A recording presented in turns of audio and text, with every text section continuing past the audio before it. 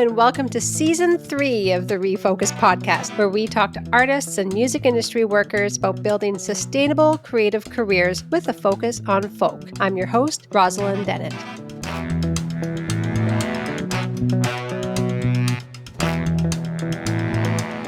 Hello and welcome to ReFolKUs. Today we are speaking all about U.S. immigration and visas and what Canadian artists need to work or play in the U.S. with our esteemed expert, Liana White. Liana is the Executive Director of the Canadian National Office of the American Federation of Musicians of the United States and Canada, otherwise known as the CFM. In addition to her position with the CFM, Liana chairs the board of Women in Music Canada and is member of the Canadian Labour Congress Women's Caucus. In these roles, Liana has been serving the interests of professional musicians and labor for well over 25 years. In her capacity as CFM Executive Director, Liana is involved in every aspect of the union's operations, some of which includes lobbying for copyright reform, negotiating agreements benefiting musicians, and mentoring musicians in all aspects of their career. Through her work with the CLC, Liana has served as an advocate of general labor interests for all Canadians for over 10 years, lobbying in support of national pharmacare and affordable childcare with a concentrated focus on women's rights on the global scale. Please welcome Liana White.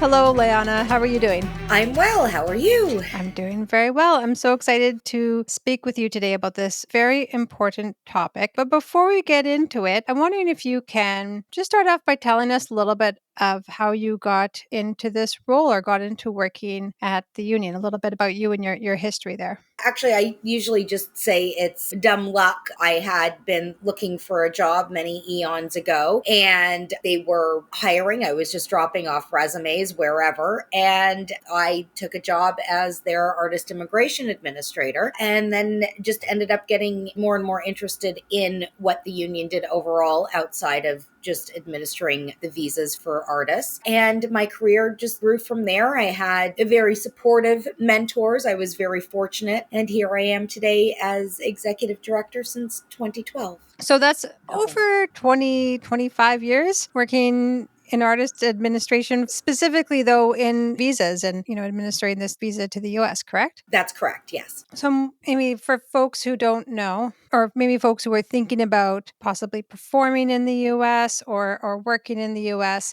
let's do a little bit of a 101 on some of the basics of the U.S. visa requirements. When I was reading the bio, I was tripping over work and play.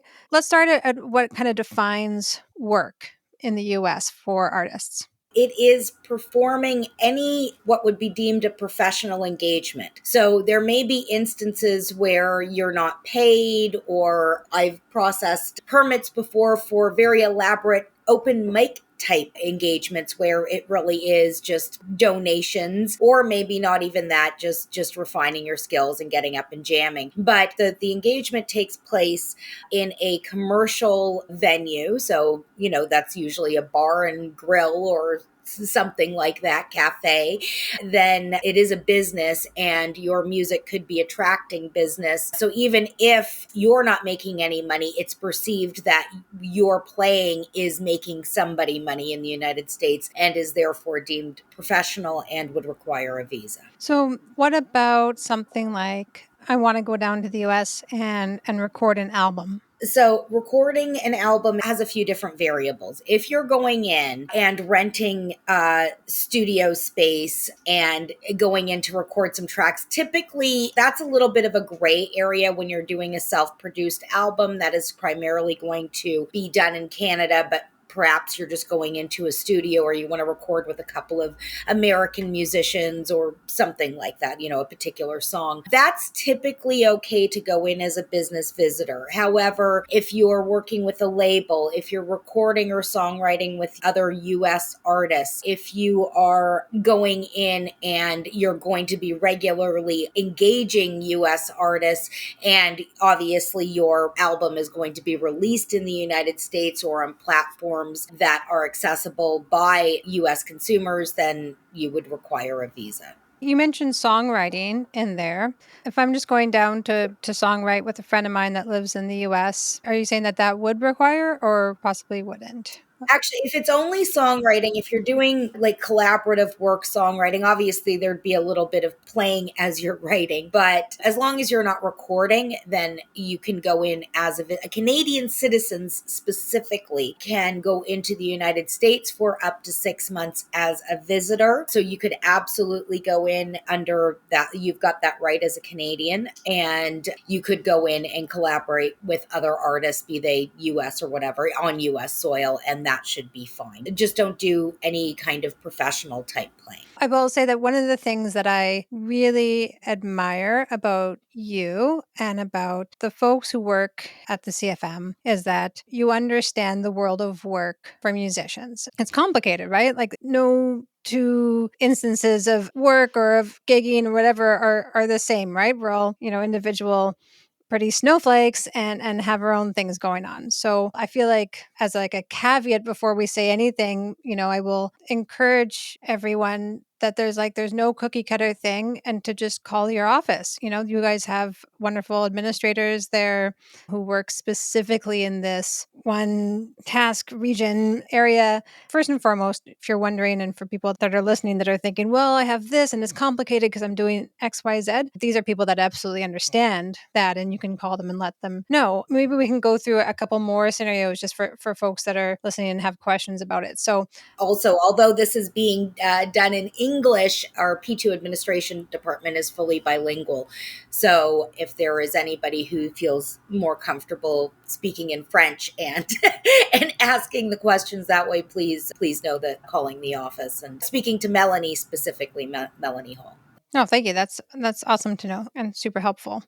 So yeah, a couple more scenarios. So we're kind of looking at where there's money changing hands, I guess, and where the money's coming from when we're trying to determine whether or not we need a visa. My mythical avatar here is going down to play a buddy's wedding, and they're not going to pay me to play the wedding, but it's, a private event. Would that still count? So in that situation, you'd be going to the wedding anyway. If you were being paid, then yes, a visa would be required. And you are like, the main act kind of thing. I would say in that case, you can go in as a visitor. However, you need to show your invitation to the wedding, where you're staying. You're bringing your instrument. You would need to have a good explanation. You're bringing your instrument because a musician practices daily, and you may casually play at the reception or thereafter or something like that. Like it could be, just it would be limited. You did say we'd be limited to living room or campfire side type playing casually. So, you'd have to be prepared with those explanations in that situation, and a letter from the bride or the groom stating that, you are coming in to attend their wedding and not performing in any professional capacity. That said, if you're engaged, obviously, to go play for a wedding of a stranger or somebody then a visa would be required. You mentioned writing a letter, and I'm wondering if we can talk quickly about showcase events, because I feel like that can come up often, and there might be different scenarios for different types of events.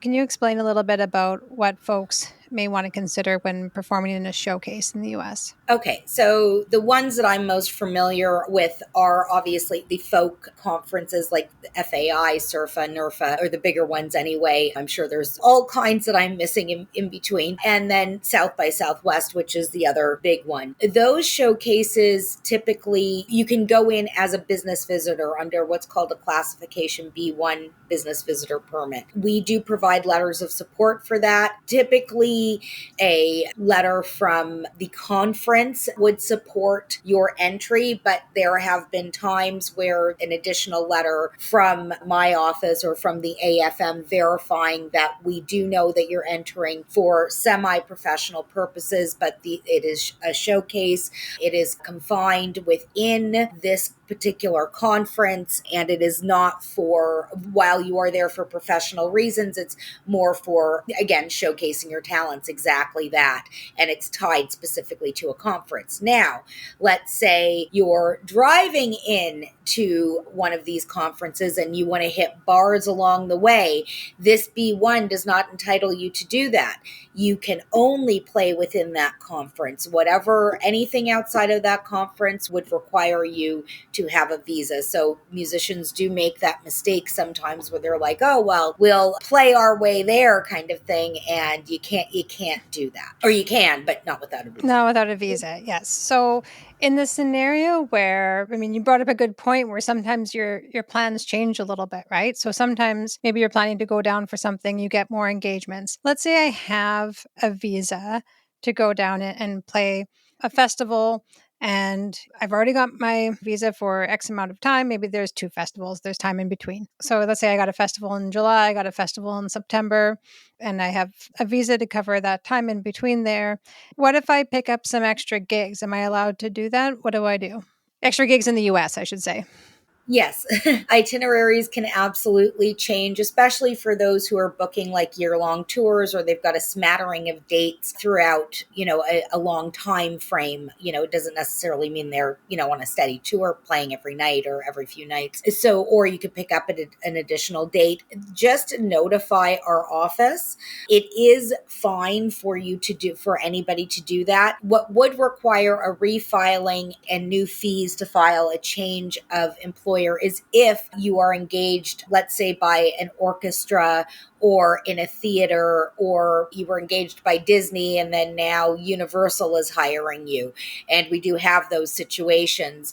Then that would constitute a change of employer when you've got one employer. But when you're, playing miscellaneous engagements, date to date, then that is fine. You just need to submit your tour itinerary changes. Again, as long as it's not completely drastic and an instrumental change, then it should be fine. But we do need to be aware of those engagements, and they do need to be on your USCIS files. Yes. And from my knowledge of this, one of the big reasons for that is that when you're crossing the border, the person that's deciding whether or not you get admittance or that you're interacting with at the border may look up your website, your social media.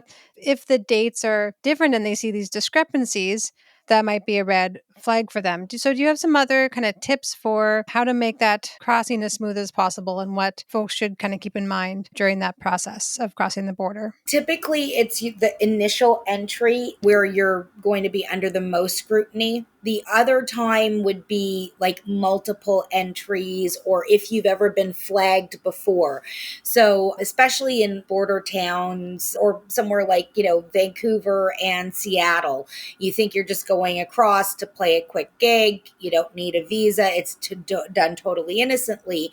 But because it is a professional engagement, even though it's just like, you could be 30 minutes away just in a different state or in a different country, you'll be flagged by the border officer by attempting entry without a visa, and you may be just denied until such time, like you would be flagged just for additional scrutiny every time you go in. And what they would be looking for is a visa the next time that you come in to the United States. So those are the situations where you need to be extra careful that all of your paperwork and all of our records are in check. And if they see that, you've got all these other dates listed on your social media, or they Google your name and then maybe it's not even on your social media, but the venues that you're playing at, they would Google your name and potentially come up with every venue that's got you listed. And if there's a huge difference between what's on your files and what you're actually playing, that could be an issue, yes.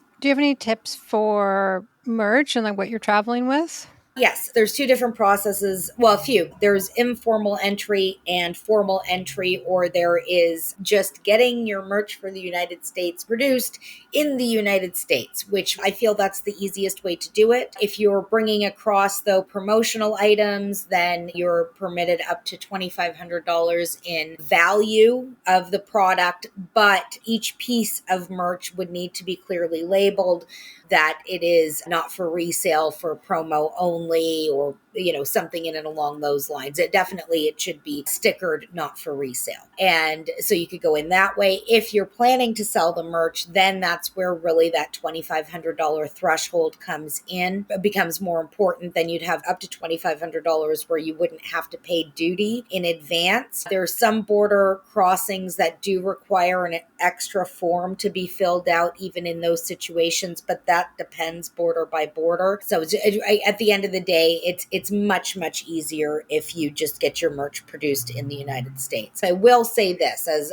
somewhat of a cautionary tale. I know of artists who have shipped their merch from Canada to the United States, like through FedEx, and some have encountered no problems, while others are then dinged with the FedEx being the customs broker and then having to pay additional fees that way. So it is not a guarantee that just by shipping, your merch in, that it's going to be cleared. Yeah, I'm still waiting on a shipment of koozies from Folk Alliance that never made it. All those poor folkies had to drink Oh, from really? cans without koozies on Oh, them. no. Cautionary tale.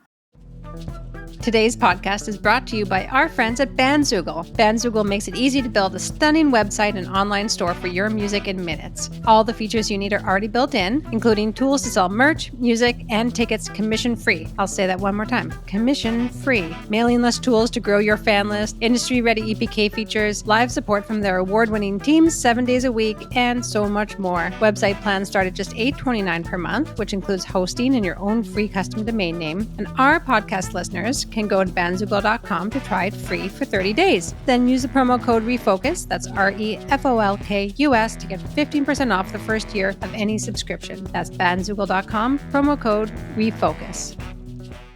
Again, I'll plug that the CFM has a really great checklist of things to go through. So when you are engaged in going through this Yes. process, there are checklists that really address all the kind of questions that folks have about what to bring over the border, what do I need to do, what forms do I need, how do I get this all together.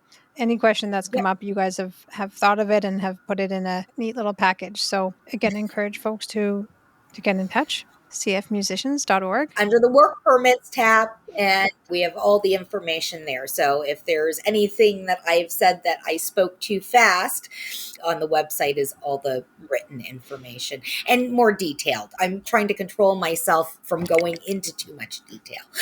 Yes, I know that you certainly can. And that's why you're the expert. In the bio, I was alluding a little bit to your advocacy work, and certainly you've been on the forefront of a lot of different advocacy campaigns on behalf of musicians and fighting for musicians' rights and other interest groups. And I guess recently there was a large campaign regarding the increase to visa fees. There was a whole bunch of visas that were affected by this, I believe. Yes. So for the better part of a year, I had spent time lobbying along with a coalition of other U.S. arts entities.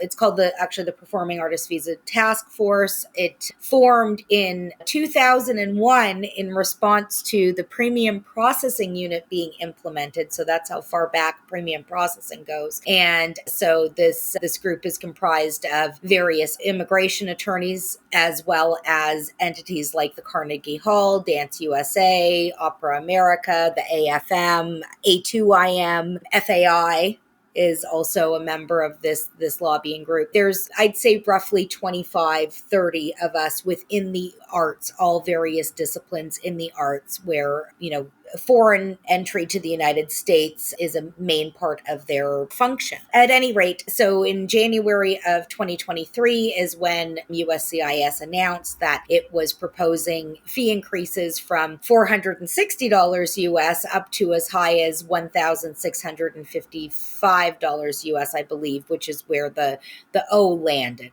At any rate, we met with the USCIS Ombudsman's Office, the State Departments, with USCIS, in DC officials, so that as a group, also the AFM was lobbying independently, top that, because we are a petitioner of the P2 specifically. So we were lobbying on various platforms in opposition of such a hefty increase. Now, I will say USCIS had not increased rates since 2016. Everything is going up in price, but to go up from $460 to a potential $1,600 plus is astronomical.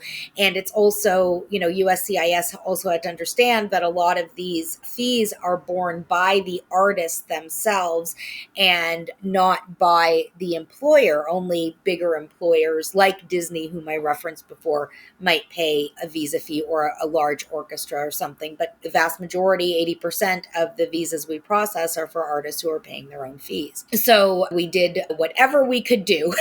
And it did. What happened was they partially listened. It was just announced, I believe, in the beginning of February that there was going to be a fee increase implemented. And what they did, though, is so the fee, it's a little complicated, but $510 is the base petition fee for any P classification of visa, so P1, 2, 3. Then there is a $600 asylum fee. And what they did is they rated who would pay it based on the size of the employer. So if you're 25 employees or less, then the fee would go to $810. So it would be $300 asylum fee plus the 510 petition fee. And for employers that are larger than 25 people, it would be 1615. And then correspondingly, the O would be 1655 at the high end. So where we fall into this with the P2 specifically is because the AF of them, who is the formal petitioner of record, is a nonprofit, and because they are a labor union, our status is exempt from the asylum fee of $600. So it is, again, that's very in depth. It's hard to get around because you'll hear all these different fees that are going on. Like you might speak to an immigration attorney and they might say, oh, it's $1655, and you just heard me say $510. So I don't want there to be confusion. I want everybody to know that there are different rates, and the reasons why vary depending on A, who the petitioner is, and B, the size of the employer. The other thing that happened recently is that the premium processing fee has gone from $2,500 additional to $2,805 additional. And the premium processing is also now 15 business days versus 15 calendar days. So that does push up that processing time by a good 7 or so days from what people were used to previously. I wonder if we can just unpack a few things. First of all, for folks who aren't familiar, we don't have to go into all the different types of visas because there are a whole bunch, and all of that information is available on the CFM website, cfmusicians.org. Go check it out, and it kind of lists all the different types of visas.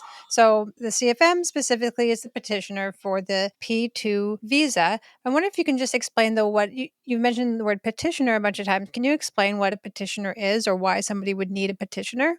Okay, so nobody can apply directly. The artist cannot apply directly. It's just the USCIS policy. So you need either an immigration attorney, an employer, your US employer, or a recognized petitioner. The AFM is a recognized petitioner. And I use that word because we're not your employer, nor are we an attorney, but we act as an attorney in this capacity. Great. When you were mentioning that there is an asylum fee for employers that have over 25 employees, they would be subject to paying this asylum fee. When you're saying employer, are you talking about the person who's hiring you for the gig, or are you talking about the petitioner? It depends. And words are used interchangeably, so I understand the confusion. So, yes, that's when the employer is petitioning for you directly. That's going to come up, or an attorney on their behalf. However, when there is a petitioner who is of a not-for-profit or trade union status, or there's a few others, then they have been deemed exempt from having to remit this asylum fee. So you can fall under the petitioner's umbrella. There is an attorney that's in our lobby group, and we have reviewed this extensively and are definitely, it seems quite clear that if you can prove nonprofit status as a petitioner, anybody you're petitioning for, being musicians, a band in this sense, would be exempt from that additional fee. Great. So, as an example, CFM is my petitioner, and I'm getting my P2 visa through the CFM so that I don't have to pay that extra fee. Let's say my petitioner is chair, and table law firm that has 150 employees. Yeah. They would possibly be subject to having to pay that fee. Yes, as far as we understand it, if they are not falling under any kind of not-for-profit umbrella, then yes. I will say, in all honesty, the only one thing that we are worried about is the Disneys and larger orchestras, if that would raise any flags. But because the P2 is a reciprocal exchange of artist program that they're falling under, I do believe that, the petitioner status should prevail. I will say that this just started April 1st. So we are waiting. We're all of us in the community, not just the AFM, are sitting on pins and needles right now, waiting to see how everything unfolds in these first couple of weeks of this really new process, even for USCIS. I wish you luck in this. Thank you. Thank you. When you were talking about the premium processing, for folks Mhm. who would say, like, why would you pay extra money to do that? Sometimes you get a last minute gig offer and you're going to need that visa to do that gig. So the premium processing is something that I think more folks than we might think of in our day to day are actually taking advantage of out of necessity of needing something processed in a shorter amount of time. You said, and I can't remember the exact numbers, but that it was an additional processing. So is this over and above the fees that we've already been talking about that have increased? Yeah, so USCIS processing is approximately 90 days. Visas do come through sometimes in less than that time frame, but if we file in under 90 days, then it's at the musician's own risk. We recommend nothing less than 90 days. So, on your example, if a musician gets a last minute engagement, let's say within 30 days, then in order to accept the engagement, they would require the additional 2805 atop the $510 petition fee. So 510 is the petition fee, 2805 is the premium processing fee, and you would consider that if you have less than 90 days to provide to obtain a visa. And these rates, is that across like any international, or I would say maybe like most international countries, or is this just something like a rate special for Canada? Yes, it's for everybody. So it could be a band coming in from New Zealand, any country from around anywhere else in the world, unless they have a not for profit petitioner, is going to be paying upwards of $810 US to get their visa. And atop that, what's special for Canadian citizens is that they don't need pre clearance through a US consulate. So atop the, let's say at low, a band from New Zealand, $810 petition fee, then they will have to pay $260 each to be processed through a US consulate where they live to actually get their visas. They have to enter with a visa, whereas a Canadian citizen, they're validated at the US Canadian port. And then everybody, nowadays it's all done electronic. You download your actual visa afterwards, but you're cleared without a visa as a Canadian citizen. Permanent resident of Canada would have to be pre-cleared in a US consulate in Canada. So just to make that difference there. And it is the additional monies. So if there's anything special for Canada is that they do not have an additional consular fee, and anybody who is petitioning through the AFM for their visa is looking at $510. Yeah. And is that per person or is that per group? That's per group up to 25 people. So that was one of the other things that the USCIS did, is they did a 25-person cap. That does not affect most bands, but we do have large entourages that are 60 plus. And so very few of our files, but up to 25. And if you've got crew, musicians have to be on one petition and crew would have to be on another petition. So Okay. And can both of those go through the CFM? yes. So musicians would have to be members because we're only able to petition on behalf of members, but crew, of course, they're not musicians and they do not need to be members. But also, we cannot petition for crew unless they're tied to musician. Okay. So let's say then I am doing my tour in the States. I got to get my visa. I've joined the union, I've joined CFM to make this whole process happen. Now I'm a union member. What do I do? Tell me a little bit about some of the like other maybe year round benefits that are going to come in from that membership. Yes, so we have a great insurance plan for instruments and liability.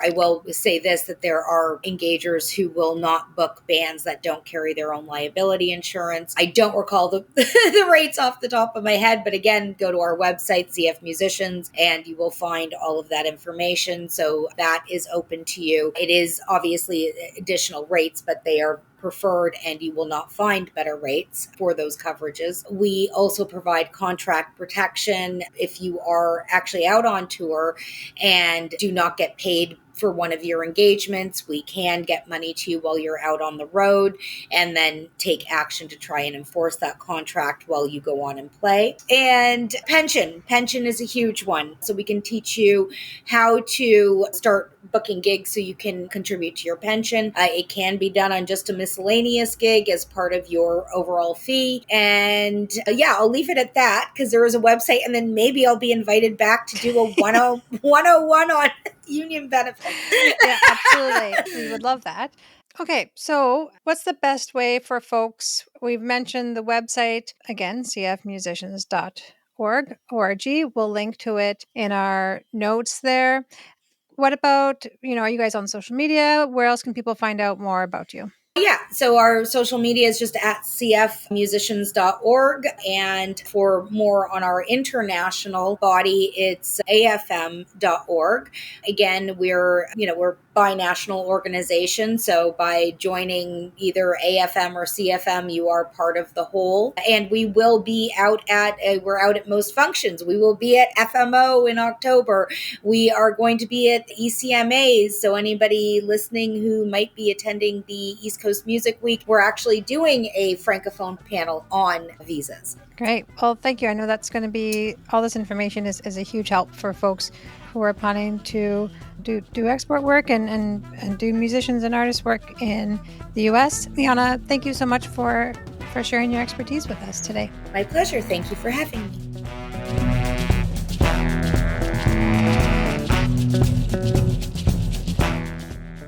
That's all for this episode, friends. The ReFocus podcast is brought to you by Folk Music Ontario. Find out more by heading to folkmusicontario.org/refocus. That's ReFolkus. The podcast is produced by Kayla Nizon and Rosalind Dennett and mixed by Jordan Moore at the Pod Cabin. The opening theme is by King Cardiac and the artwork is by Jamie Card. Please give us a download, a like, subscribe, rate, and review to let us know you're listening. Until next time, keep playing that folky music.